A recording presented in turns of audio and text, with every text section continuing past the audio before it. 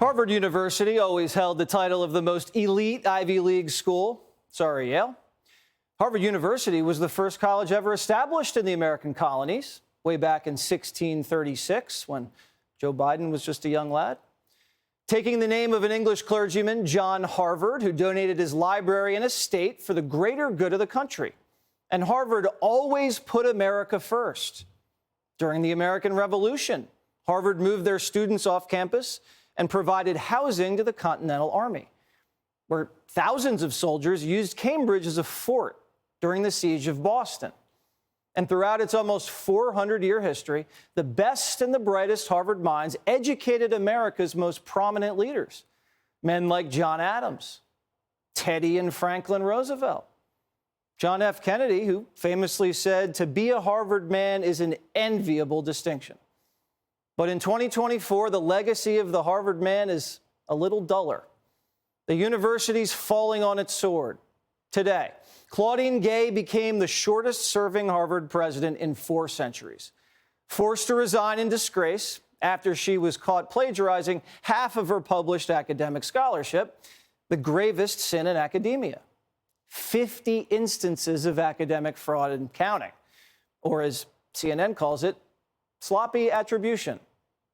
We should note that Claudine Gay has not been accused of stealing anyone's ideas in any of her writings. She's been accused of sort of more like copying other people's writings without attribution. So it's been more sloppy attribution than stealing anyone's ideas. CNN redefined shoplifting as shopping without money, and now plagiarism is sloppy attribution. I'm going to ask CNN for a better way to describe me not helping out around the house. Investing in non-household activities? Yeah. We never would have known the Harvard president was an intellectual phony if she hadn't drawn attention to herself at a congressional hearing where she said, "You're allowed to yell, 'Kill the Jews' at Harvard." So the answer is yes, that calling for the genocide of Jews violates Harvard Code of Conduct, correct? It depends on the context. It does not depend on the context. The answer is yes, and this is why you should resign. This weekend, Harvard student newspaper, The Crimson, wrote this: Harvard's presidency is no mere empty honor. Gay has failed.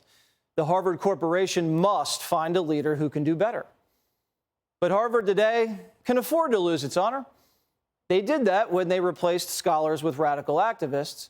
But what it can't afford to lose is its money. And Harvard lost $1 billion in donations during Gay's turmoil. Harvard's a hedge fund that happens to host a few classes. With a $50 billion endowment, losing $1 billion in a single month is how you get sacked fast. But Gay says if she was white, she'd still have the job. Quote, "It has been distressing to have doubt cast on my commitments to confronting hate and to upholding scholarly rigor, 2 bedrock values that are fundamental to who I am, and frightening to be subjected to personal attacks and threats fueled by racial animus." Gay's saying you don't care about plagiarism, anti-Semitism, or losing $1 billion. You're just a racist.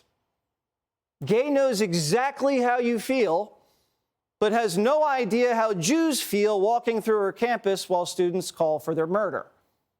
Bull.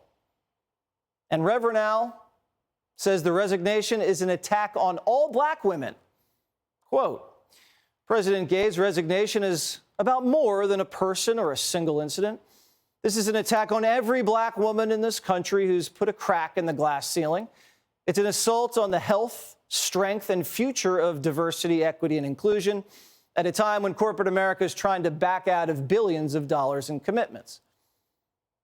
Gay's head didn't put a crack in the glass ceiling. She used someone else's head to do it and took credit for it 50 times. What Al's really worried about is his shakedown money's disappearing. After George Floyd, corporate America was shamed into committing gazillions of dollars towards diversity, equity, and inclusion. That meant cash for Sharpton and patronage for his crew. But corporate America has found out quickly that the diversity, equity, and inclusion game is not only a hand grenade of lawsuits, but it's an unproductive waste of time and incredibly divisive to the corporate culture. America believes in diversity, but not at the expense of achievement and profitability. So Harvard did the right thing. Firing Gay signals to the country that merit Trump's identity. We're learning that the diversity, equity, and inclusion agenda is just a Trojan horse to hire more libs. It has nothing to do with diversity at all. They're just using diversity as cover to discriminate against straight white males, so they can pack institutions with wild-eyed DEI radicals who HR and everybody else isn't allowed to challenge. The CIA has been doing this for years. We'll have more on that later in the show. But why do you think all of a sudden the agency's gunning for Trump, Catholics, and parents, and whose recruitment efforts look like a Miami nightclub?